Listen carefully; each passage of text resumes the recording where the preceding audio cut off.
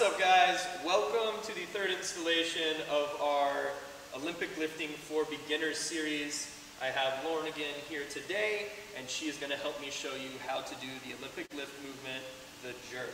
Okay, so usually this follows the clean, but we also add in a day in most of our programming just to specifically work the jerk, because it is probably the hardest movement to get down, at least properly. Okay, so before we ever get started with PVC pipe or bar, we're going to do our general warm-up. We'll pop it right here, but also note that it is in our other two videos if you need some video demonstration on how to do it, as well as the front rack mobility we did in the clean video. So make sure you go back and you look at those and you get those memorized, because that is going to be super important before we ever pick up a bar to put on the front of our shoulders.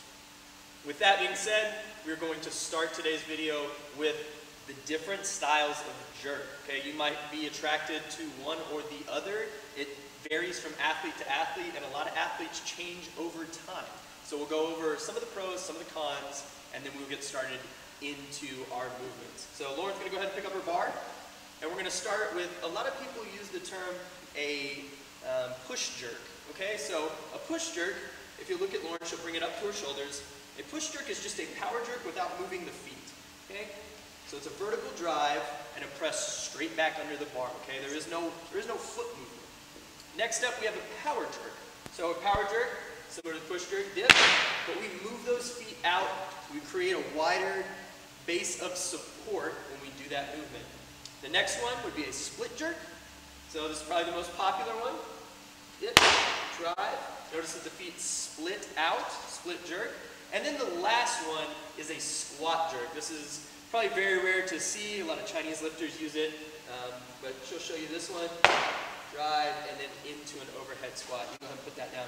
So, with the power jerk and the push jerk, the pros to it is that it is a very strong jerk. Okay, there's a lot of vertical drive. The con to it is that there is less availability to move forward and back. So if I lose the bar forward, I'm having a harder time stepping forward or back to save the lift. Whereas in the split jerk, we can step forward or back and still save that lift. Okay, so there's a little more stability in the split jerk, and then the squat jerk requires a very precise timing of a vertical drive, a catch, and then lots of overhead stability in the overhead squat, or the close grip overhead squat. So that one's seldomly seen done in Olympic lifting competition. So those are just a couple of types of jerks that we're going to go over today, just so you can see those demos. For the beginning of our lifts, we will be doing a split jerk footwork combo. Okay, so we'll show you 3 different methods to get started. Lauren will step up to the platform. The first one, she'll place the bar on her back, and we will do what is called kind of a tall jerk, but she'll go up onto her toes, and it's just footwork, and she'll just drop straight under. Boom, right there, and then step, step. Okay, now, while she does this, I'll explain that the split is going to vary from person to person, okay? The one thing that we do want to look for is that the back leg isn't completely straight, and that this knee isn't over the toe, okay? So some people like the joint stack, some people like the joint back behind. It's going to vary from person to person. So that's the first method. The second method, we will put the bar overhead. And we'll do the same thing. We'll drop straight in. Okay? This is to make sure that we are comfortable with that bar overhead. Okay? Lots of footwork, lots of foot drills. Make sure that you're 100% comfortable and stable in your split jerk stance. And the last one will be a tall jerk. So we're going to pop it on the front rack.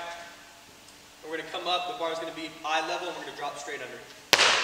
Right? Notice that the bar doesn't go up any higher. She actually presses herself under the bar. Okay? So those are our 3. We have a split jerk footwork just as a primer.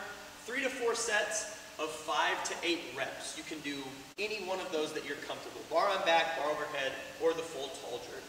The next thing we're going to do, just so we know that we have stability going into our jerk, is a press in split plus press in power.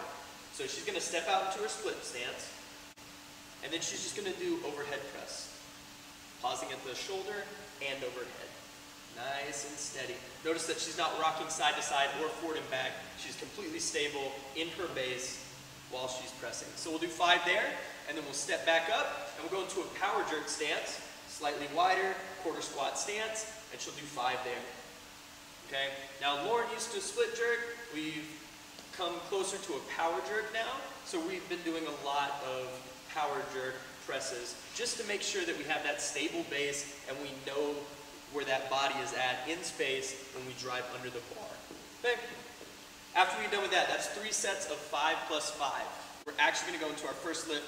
This one, again, just like in the clean, you can pull it from a rack if you have one. If not, you can power clean it up from the ground. We don't need a lot of weight for these technique drills. So power jerk plus split jerk, we have 3 sets of 2 plus 2.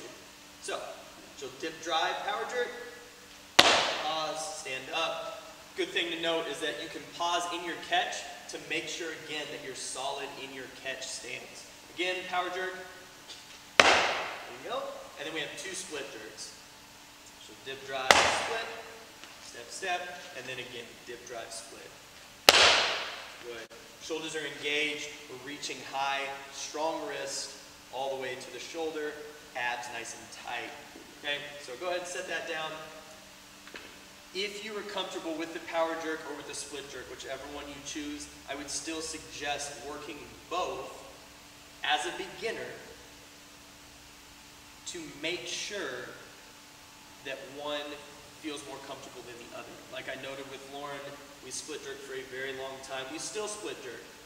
Okay, I think it's a good auxiliary lift for her now, but she is getting to the point where she is better at power jerk. She feels more confident at power jerk. So your athlete might go from one to the other or gravitate towards one stronger than the other. I still think it's important to train both. I do think it's a good concept to have in your training, especially as a beginner. Okay. After that, after we're done with that, we've done our split jerk footwork, we've done our presses, and we've done our 3 sets of our main lift. We're going to go to a push press. Okay, the push press is an auxiliary lift in order to maximize vertical drive. So again, you can go from the ground or you can go from a rack. We're going to pick it up, put it on the front rack, dip, drive straight up. There's no rebend in the legs. We're going to pause overhead for a strong overhead position, 2 seconds every time. So we have 2 to 3 sets of 6 to 8 push press. Pausing at the shoulders and overhead, 2 seconds, no touch and go. Good. Set that down. And those would be the lifts that I would say are most important to start to learn or to develop a good jerk or Olympic style jerk overhead. Now, one thing I will note, we haven't been talking about auxiliary lifts much just because we've been doing technique with the bar, so the snatch, the clean, and the jerk. Last time we did the front squat with the clean. I would urge everyone watching this video to put in some upper auxiliary lifts just for shoulder and elbow health, okay? This is a lot of overhead pressing. This is a lot of vertical drive, vertical pressing. So what I would say would be to add 2 to 3 sets of maybe 8 to 10 reps of bent over barbell row, IYTUs. So take the change plates, I, Y, T, and then U. So I would add those in. I would also add maybe some shoulder flies on an off day, so front raise and lateral raise, and then some type of horizontal press. So incline dumbbell bench, some type of dumbbell press fly, anything like that. We want to make sure that we stay healthy while we're doing these motions. We want to make sure that we're having fun and that we're learning something, but that we don't start to get maybe some of the tendonitis seen by overdoing one specific movement and not others. So if you like this video, guys, make sure to like, comment, subscribe. Reach out to us if you have any questions on Instagram @Pure Health Performance, and we'll see you next time.